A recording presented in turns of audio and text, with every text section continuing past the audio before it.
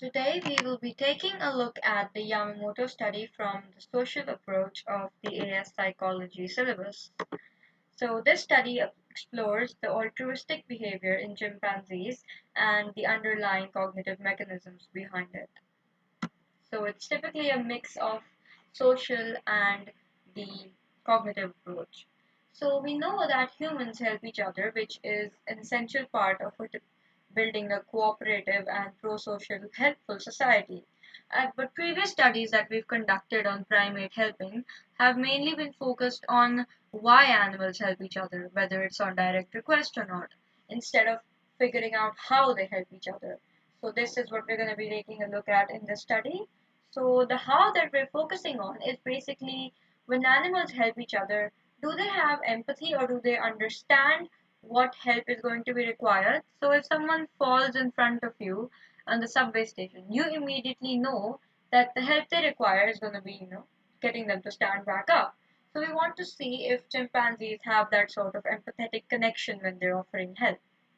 So compared to previous studies, the differences between the previous studies and Yamamoto is that we will be giving our chimpanzees a behavioral choice, whereas previous studies typically use symbolic communication and they simply had to indicate which tool the other person wanted and they would give it to them.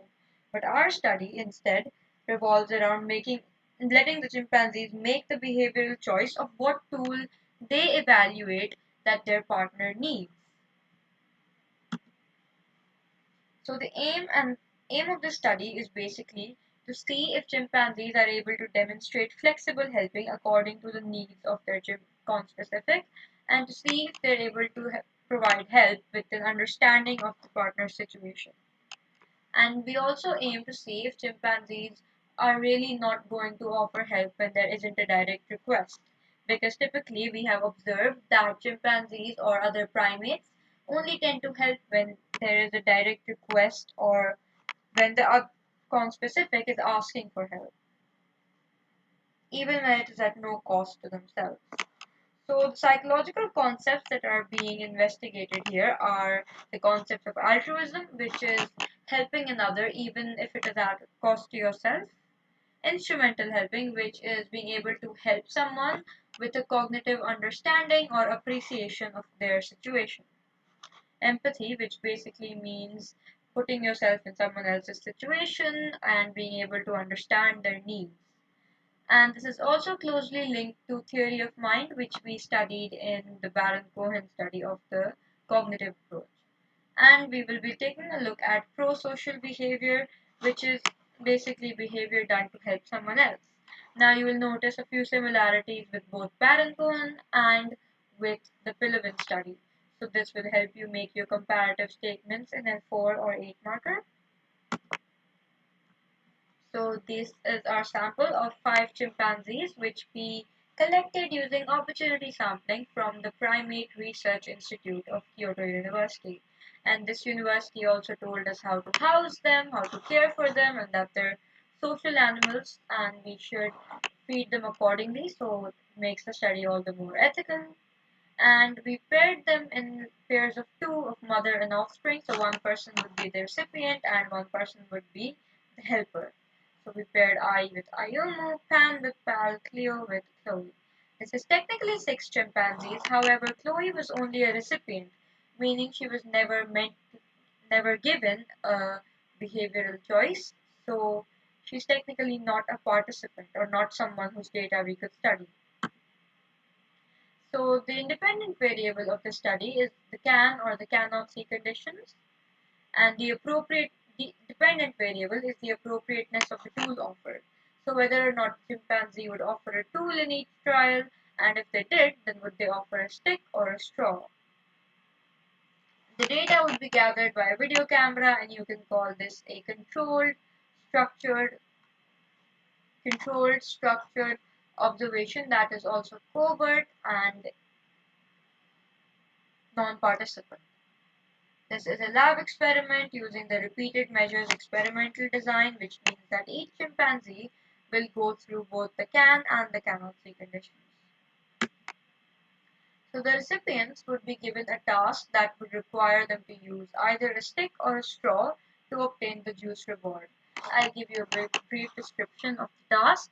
So for the task that required the stick, the juice reward would be somewhere far away, or it would be like up above. So they would have to use the curved end of the stick to retrieve the reward. However, when they did, when the task required a straw instead, the juice box would be fixated on the wall, and the only way they could drink it would be using the straw that they would have to get from their conspecific. Now, the criteria for a trial beginning was when the tray was slid into the chimpanzee's booth, and the criteria for a trial ending was either when the chimpanzee had acquired a juice reward or if 5 minutes had passed without a correct offer. So we conducted about 48 trials in each condition. There were three conditions: can see, cannot see, and then can see again, because we wanted to counterbalance any order effects because they are very likely in studies that use the repeated measures design.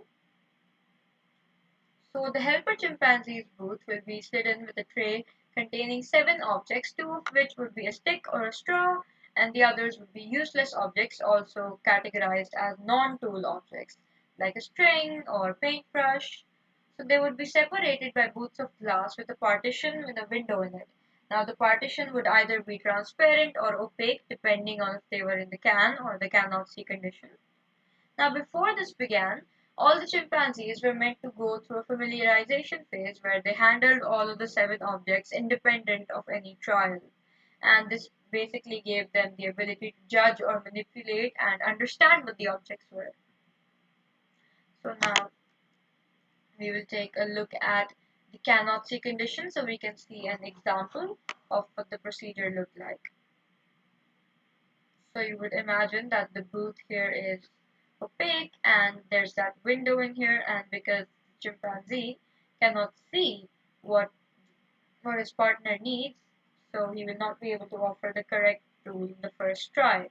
Remember, we are only recording first try responses because otherwise the chimpanzees could go back to correct their mistake if they realize that they offered the wrong tool. So you can see there the chimpanzee is making the direct request, and here he is selecting from his options. This is what a typical trial looked like. Now we move on to the results of the study. So for the first CAN-C condition, which we will be calling CAN-C-A, object offers were made by all the chimpanzees 90.8% of the trials, out of which 90% were on direct request. This is in alignment with our theory that chimpanzees rarely offer help if it's not direct, which means only 0.8% of offers were voluntary. So tool offers were made 87%, 87.5% of the time for I, 93.5% of the time for PAL, and PAN happened to offer a paintbrush 79.5% of the time. This is an individual difference that we will still classify as quantitative data, much as most of the data was collected in the study. And when we came to look at what tools they offered, we saw that they offered the stick tool when the stick was required in majority of the cases, and they offered the straw tool when the straw was required in majority of the cases. This tells us not only were they able to discern the useful tools from the useless, but that they also used the visual cues that were provided to them in order to understand the chimpanzee's situation and to provide the correct tool that would help them acquire the juice reward.